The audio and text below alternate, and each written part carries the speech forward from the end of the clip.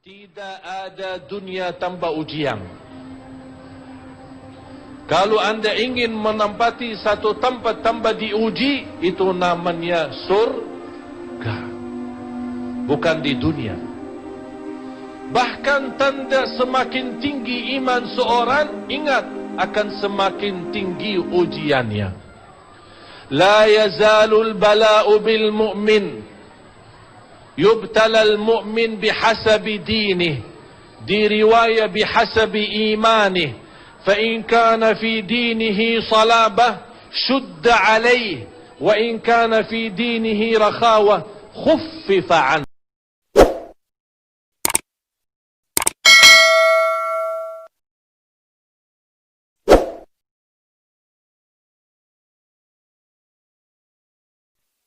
السلام عليكم ورحمة الله وبركاته.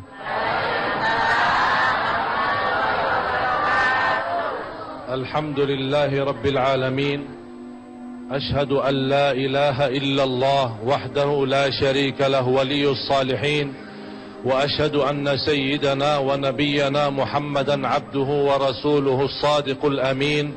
اللهم صل وسلم وبارك على سيدنا محمد وعلى آله وصحبه ومن تبعهم بإحسان إلى يوم الدين. سبحانك لا علم لنا إلا ما علمتنا إنك أنت العليم الحكيم. Para habaib yang saya cintai, alim ulama yang saya muliakan, muslimin muslimat, mukminin mukminat di mana saja berada, pemirsa TV One yang senantiasa diberkahi Allah Subhanahu wa taala. A'udzu billahi minasy syaithanir rajim. Huwa alladhi khalaqal mauta wal hayata liyabluwakum ayyukum ahsanu amala. وهو العزيز الغفور. صدق الله العظيم. Allah menciptakan kita mati dan hidup dalam keadaan diuji, dan tidak ada istilah dunia nikmat. Kalau seorang mukmin menjauhkan diri daripada majlis ilmu, daripada memakmurkan rumah Allah, daripada memegang kitabullah, daripada menjadi orang yang bermulia akhlak, menjaga perintah Allah dan perintah Rasulnya, mana ada nikmat. Yang namanya surga Allah di dunia, barang siapa yang ingin masuk surga Allah di akhirat, nikmatilah surga Allah di dunia. Apa itu surga Allah di dunia? Majlis ilmu, majlis zikir, masjid-masjid, bersilaturrahim, menjaga kebaikan dan amanah, baru kita bisa menikmati kehidupan kita. Tidak ada dunia tanpa ujian. Kalau anda ingin menempati satu tempat tanpa diuji, itu namanya surga, bukan di dunia. Bahkan tanda semakin tinggi iman seorang, ingat, akan semakin tinggi ujiannya. La yazalul bala'u bil mu'min, yubtala al mu'min bihasabi dinih, di riwayah bihasabi imanih, fa in kana fi dinihi salabah shudda alaih, wa in kana fi dinihi rakhawah khuffifa anhu. Bala dan ujian itu terus menerus akan kita hadapi. Semakin kuat iman kita, semakin tinggi ujian kita. Itu tanda iman. Salah satu bukti semakin tinggi iman kita akan menjadi berat ujian kita. Setinggi-tinggi iman adalah iman Nabi Muhammad sallallahu alaihi wasallam. Dan seberat-berat ujian adalah ujian yang dihadapi oleh Nabi Muhammad. Berarti kalau kita diuji, sudah diuji duluan yang tercinta oleh Allah, yang tersayang oleh Allah, yang termulia di sisi Allah, Nabi Muhammad sallallahu alaihi wasallam. Apalagi kita. Dan sebab ada ujian, pasti di belakangnya berlaku dosa maksiat. Alhamdulillah masih menjadi sebatas ujian, bukan menjadi semacam azab atau hukuman. Karena secara adil, orang yang salah wajib dihukum. Tapi karena Allah masih sayang kepada umat Nabi Muhammad, Allah menguji tapi tambah dihukum, supaya lewat ujian umat Islam bisa segera sadar, taubat dan kembali berbaiki diri di hadapan Allah Subhanahu wa taala. Keadaan kita yang kita hadapi Bapak Ibu, sebabnya satu, ingat, urusan kita sama Allah belum beres. Akhlak kita sama Allah belum sempurna. Oleh karena itu kita hadapi bermacam ujian. Kalau kita ingin menjadi orang yang dimuliakan Allah, anda harus menjadikan hamba mulia di sisi Allah dan mendekatkan diri kepada Allah dengan ibadah yang telah diperintahkan oleh Allah Subhanahu wa taala. Banyak cerita dan rahasia daripada ujian. Insya-Allah kita akan jelaskan sesaat. ما كسبت أيدي الناس ليذيقهم بعض الذي عملوا لعلهم يرجعون. Kerusakan, musibah dan bencana alam sudah nyata. Bukan hanya di Indonesia, bahkan di negara lain lebih parah. Itu kata Allah, bencana yang terjadi itu sebab perbuatan manusia. Jangan salahin takdir. Kalau kita mau bicara soal takdir, seharusnya kita berterima kasih kepada Allah karena Allah mentakdirkan kita orang Islam. Kita dilahirkan atas agama Islam. Jadi yang semestinya jangan kita hanya ingat takdir yang buruk, tapi kita juga selalu ingat takdir yang baik. Padahal kalau kita bandingkan takdir yang baik sama yang buruk, jauh lebih banyak takdir yang Allah berikan baik bagi kita.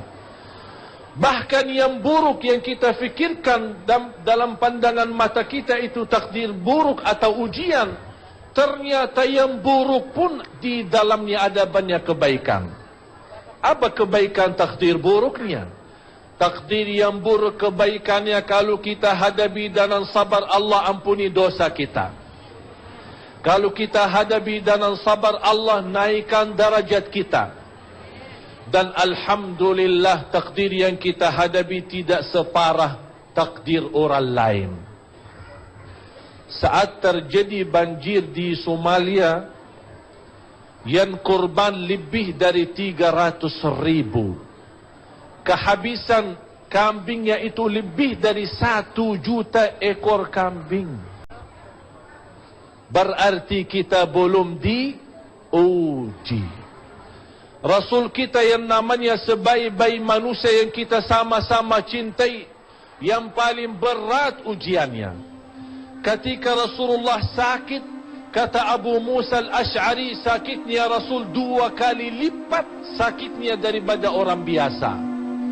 Tapi tidak pernah tinggalin salat berjamaah di masjid.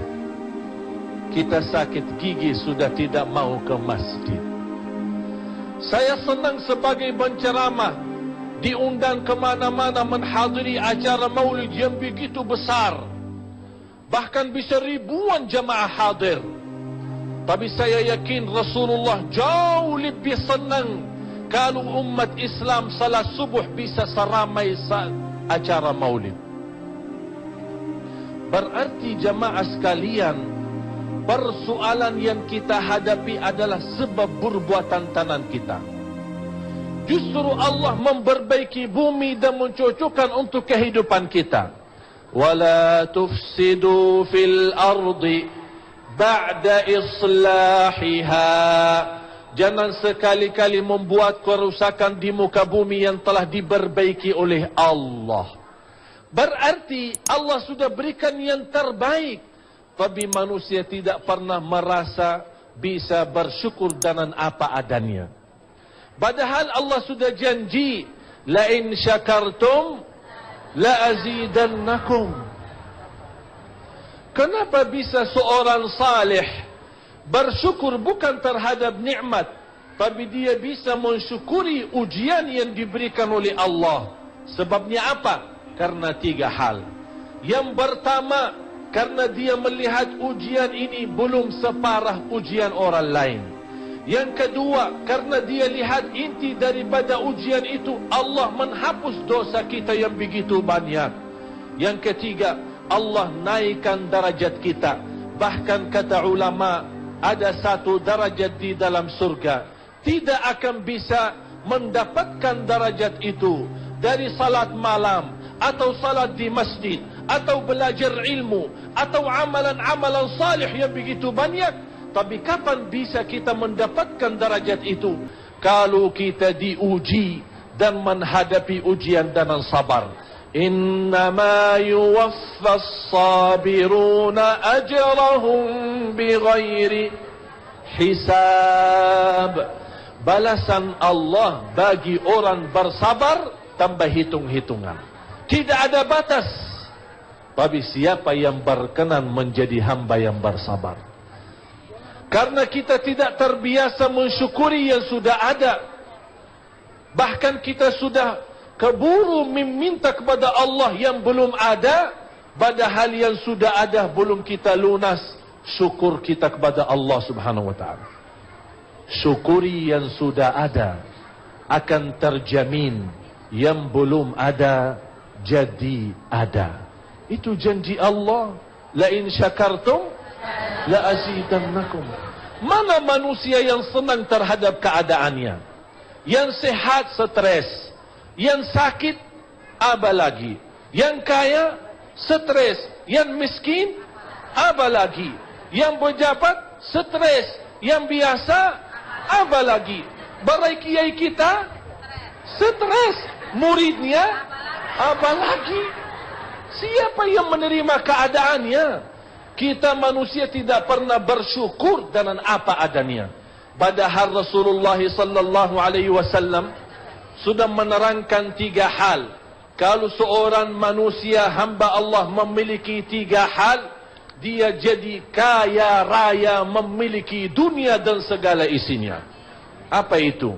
Yang pertama, man asbaha minkum mu'afan fi jasadi. Bangun pagi hari sehat. Bapak ibu sehat enggak? Alhamdulillah. Harta kita mampu membeli obat yang termahal. Harta kita mampu membawa kita dirawat di rumah sakit yang termewah. Tapi harta kita tidak akan bisa membeli nikmat sehat. Harta kita bisa membeli rumah yang bagus. Bahkan bisa membeli tempat tidur yang paling enak. Tapi belum bisa membelikan nikmatnya dan nyamannya tidur. Berarti harta itu ternyata tidak berguna. Tidak berguna untuk kehidupan kita. Tapi berguna bagi siapa? Bagi hamba Allah yang menjadikan nikmat maupun ujian jembatan mendekatkan diri kepada Allah. Bahkan orang salih bisa nyesal dan sedih menangis. Kenapa saya lama tidak diuji? Malah kita terbalik. Kenapa kita diuji? Orang salih mengharapkan ujian. Kenapa mereka mengharapkan ujian?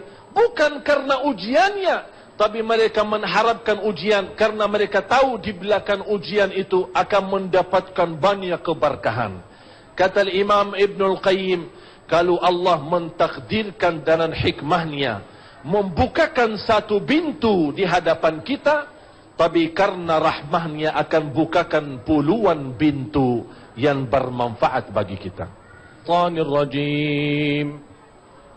وما أصابكم من مصيبة فبما كسبت أيديكم ويعفو عن كثير.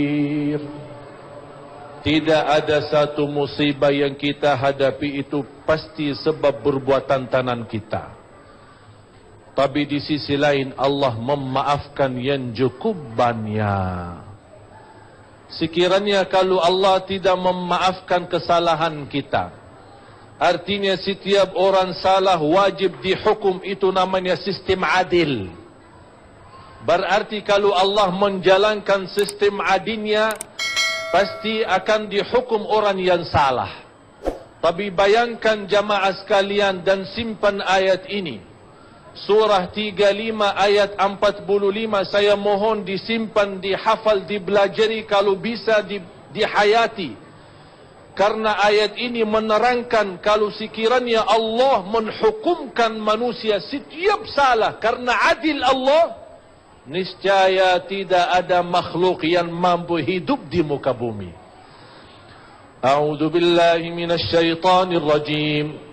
Walau yu'akhidullahu an-nasa bima kasabu ma taraka 'ala dhahriha min dabbah walakin yu'akhiruhum ila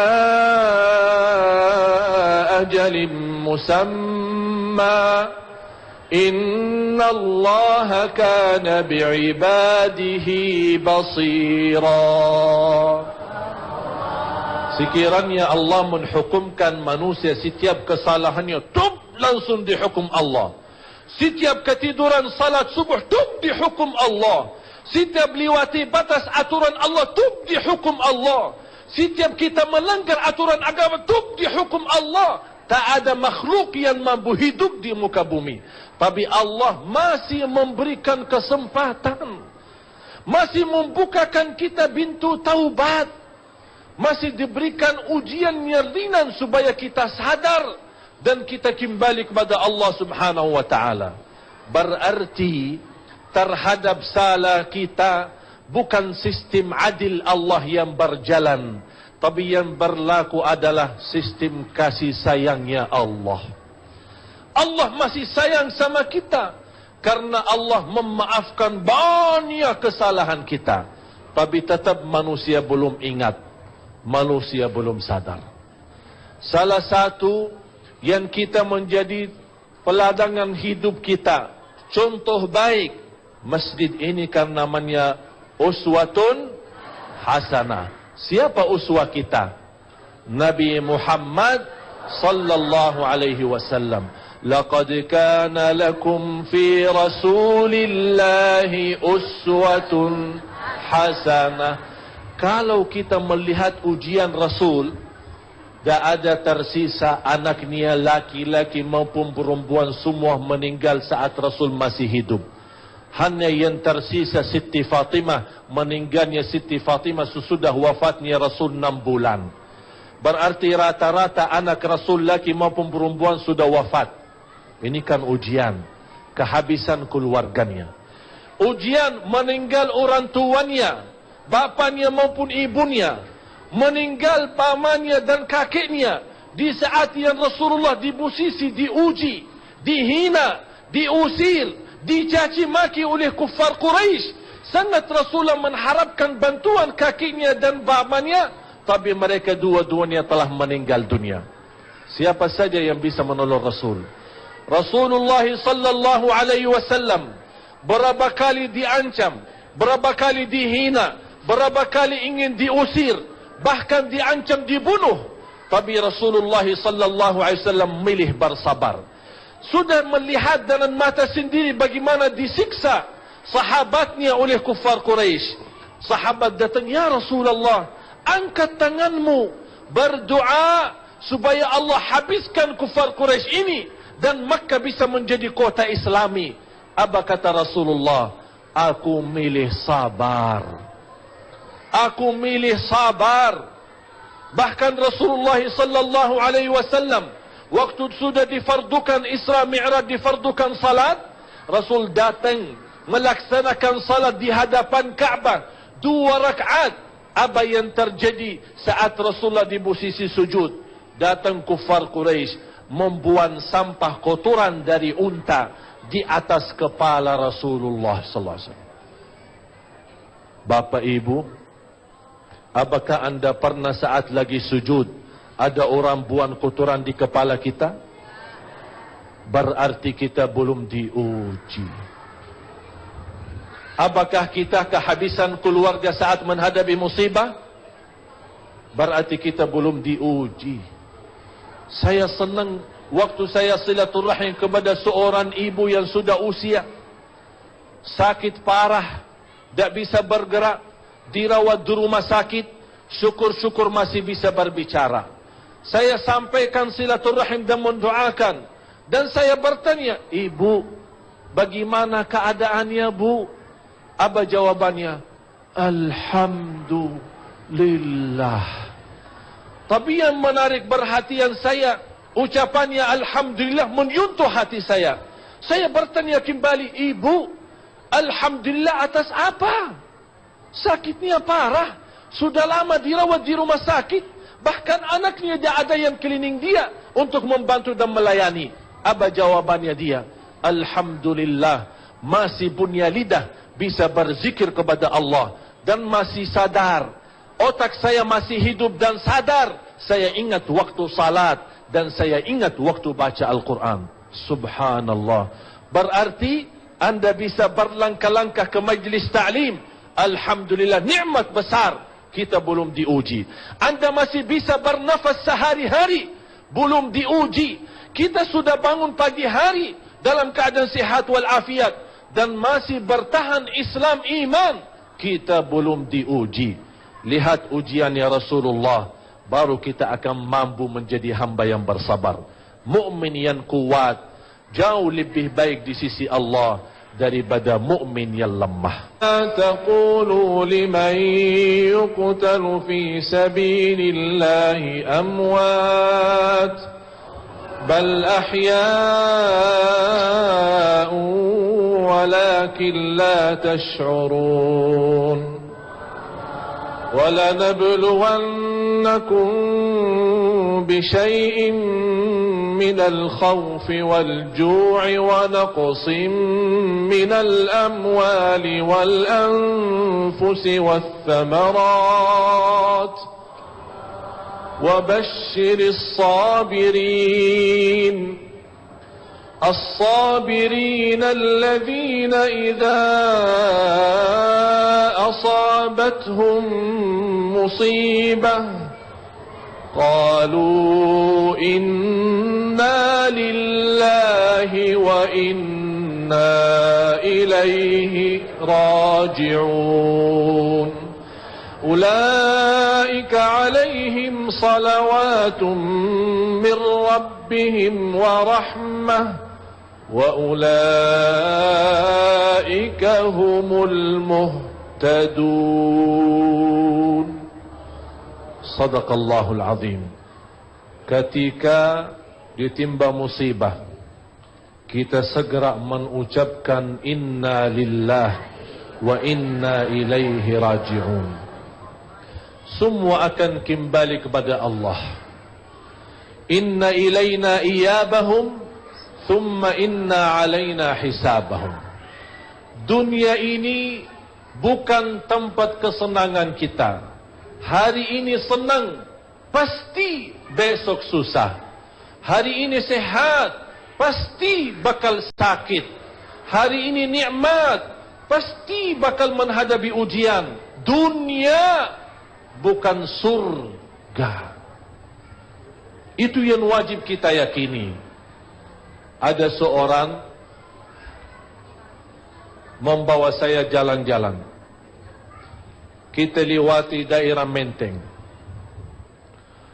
Beliau berkata, indahnya rumah orang Menteng.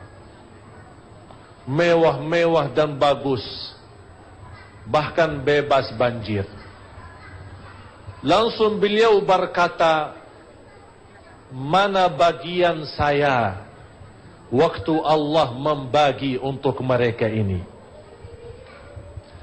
Disitulah saya marah dan memberikan komentar saya. Kamu sekarang berkata, mana bagian dan nasibku saat Allah membagi jadikan orang menteng seperti ini, tapi kamu tidak dapat? Saya akan tunjukkan bagian Allah yang lain.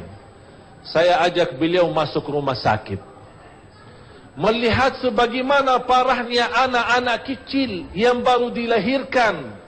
Dia masih antara hidup dan mati. Bagaimana perasaan orang tuanya?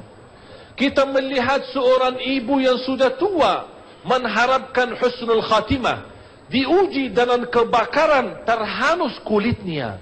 Bahkan keluarganya sudah tidak kuat untuk merawat dan melayaninya.